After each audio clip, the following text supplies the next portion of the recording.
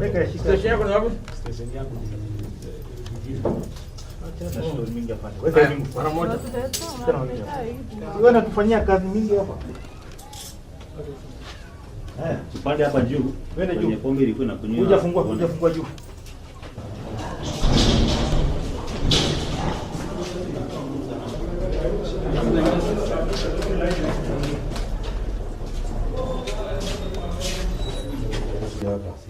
Mkumba niongea kidogo. Mimi nimepigiwa simu. Nikaambiwa Kwa sheria hakuna mahali unafaa uuze pombe ukifika kwa serikali. Hakuna mahali kama hiyo kwa sheria. Hata iko ndani yenye amebaki ni kama alikuwa na mali. Lakini kuna Unafanya kazi wapi? ile unanunua kulingana na pesa yako. Lakini hapa mimi hakuna pombe kwa swala. Hapa ilivunjwa.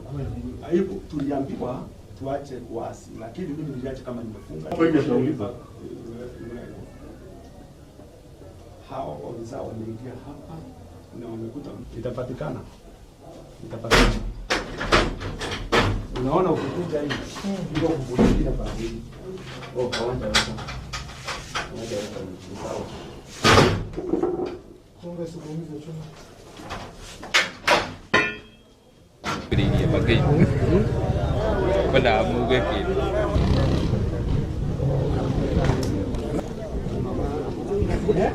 Kita sendok minci, kita kuronekan.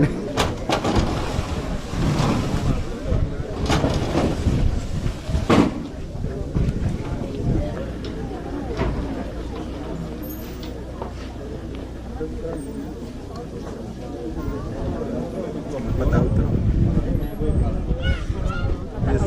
Lazima mimi tuweke drone juu. Sasa kwa kiasi Indonesia.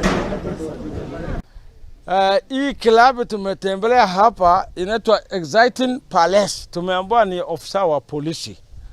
Na hivi tunaongea sasa hivi maofisa wetu wa polisi wako ndani wanachukua ile pombe. Yeye mwenyewe amekamatwa na tutahakikisha kwamba atapelekwa mahali ambapo inahitajika.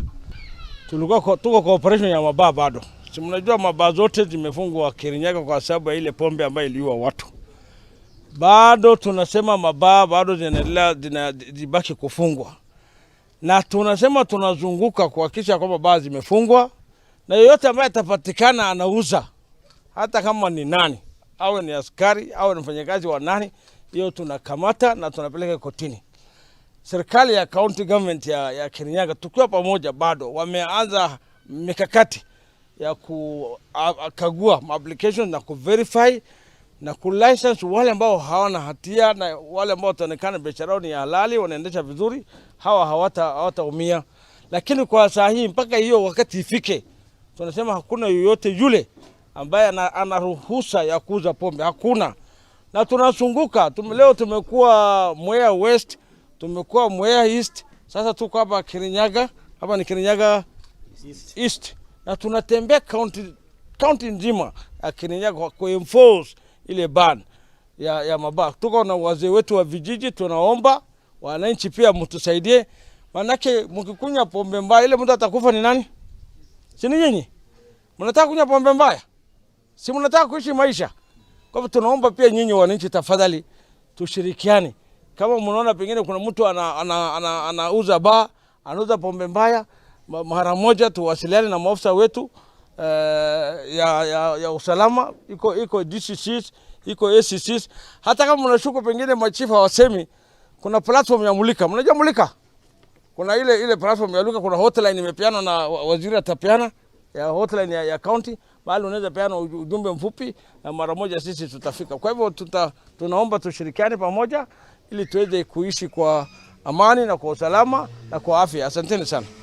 Mimi kama waziri ningetaka kuhakikishia kwamba exercise ya vetting tulianzia jana, leo ni siku ya pili na tunaendelea pamoja kushirikiana na serikali kuu kupambana na hii njanga ya illicit brew. So leo ikiwa siku ya pili, naomba watu wote wako na baa wakuwe within their premises. Timu yetu ya county itakuja kufanya verification ya all the document na msifungue, amfai kufungua, mnafaa mkuwe within the premises ili mpevu ya timu ya county pamoja na timu ya national government kufanya inspection.